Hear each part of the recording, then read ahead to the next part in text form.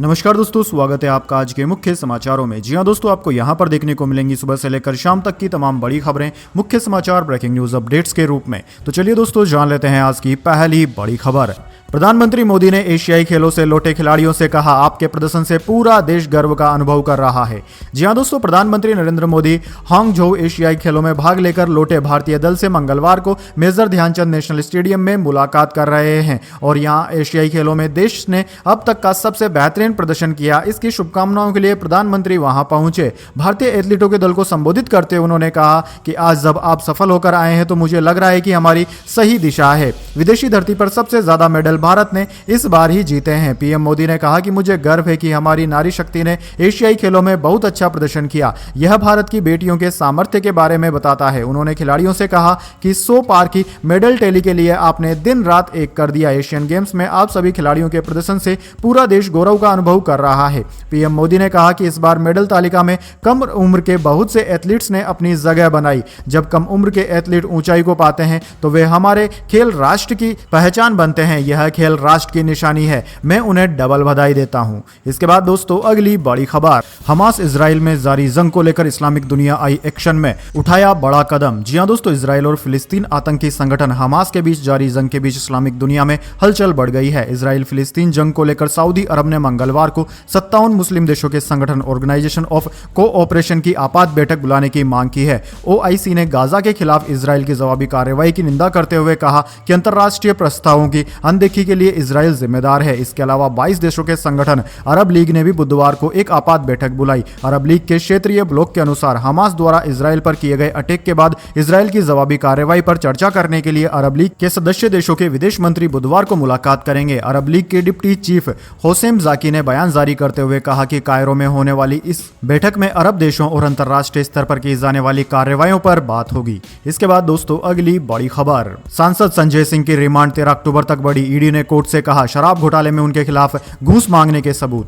जी हां दोस्तों, दिल्ली शराब नीति घोटाले में गिरफ्तार आम आदमी पार्टी के राज्यसभा सांसद संजय सिंह की रिमांड कोर्ट ने 3 दिन के लिए बढ़ा दी है। ईडी ने मंगलवार को 5 दिन की रिमांड पूरी होने के बाद दोबारा उन्हें कोर्ट में पेश किया। जांच एजेंसी ने कोर्ट को बताया कि संजय सिंह के खिलाफ घूस मांगने के सबूत हैं। वे हिरासत में सवालों के सही जवाब नहीं दे रहे हैं, जांच में भी सहयोग नहीं कर रहे हैं। जब उनसे फोन के डेटा के बारे में पूछा गया तो उन्होंने संतोषजनक जवाब नहीं दिया। इसके बाद कोर्ट ने ईडी की मांग पर संजय सिंह की रिमांड अवधि 13 अक्टूबर तक बढ़ा दी है। कोर्ट ले जाते समय आम आदमी पार्टी सांसद ने कहा कि ईमानदार लोग हमारे साथ हैं जबकि बेईमान प्रधानमंत्री नरेंद्र मोदी के साथ हैं। ईडी ने 4 अक्टूबर को संजय सिंह के घर करीब 10 घंटे तक चली छापेमारी के बाद उन्हें गिरफ्तार कर लिया था। 5 अक्टूबर को उन्हें राउज एवेन्यू कोर्ट में पेश किया गया था, जहां से कोर्ट ने उन्हें 10 अक्टूबर तक की रिमांड पर भेज दिया था। शराब घोटाले की चार्जशीट में संजय सिंह का भी नाम है। इसी केस में मनीष सिसोदिया जेल में पहले से ही बंद है। इसके बाद दोस्तों, अगली बड़ी खबर। पीएम मोदी ने इजराइल के प्रधानमंत्री बेंजामिन नेतन्याहू से फोन पर की बात, कहा मुश्किल घड़ी में हम साथ हैं।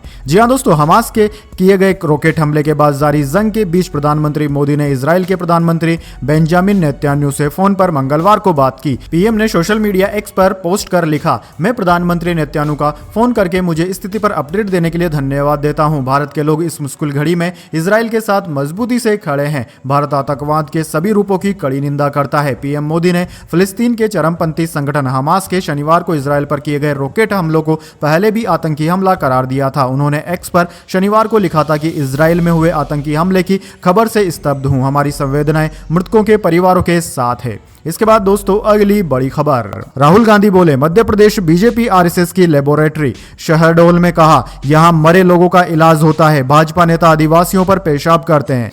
जी हां दोस्तों, कांग्रेस नेता राहुल गांधी ने मंगलवार को शहडोल के ब्योहारी में कहा कि मध्य प्रदेश बीजेपी आरएसएस की लेबोरेटरी बन गई है। यहां मरे हुए लोगों का इलाज होता है। यहां बीजेपी के नेता आदिवासियों पर पेशाब करते हैं। जो जानवरों को भी नहीं खिलाया जाता वो सड़ा हुआ अनाज आपको देते हैं। राहुल ने जातीय जनगणना कराने की बात दोहराते हुए कहा कि हमारी सरकार बनी तो पहला काम जातीय जनगणना कराने का होगा। चुनाव की तारीख का ऐलान होने के बाद राहुल गांधी का यह पहला और 10 दिन के अंदर एमपी का दूसरा दौरा है। इससे पहले वे 30 सितंबर को शाहजहांपुर जिले के काली पीपल विधानसभा क्षेत्र में जन आक्रोश रैली में शामिल होने आए थे। इसके बाद दोस्तों, अगली बड़ी खबर। तेलंगाना इलेक्शन 2023 चुनाव आने पर नए कपड़े पहनकर आ जाते हैं। अमित शाह का विपक्षी गठबंधन इंडिया पर वार।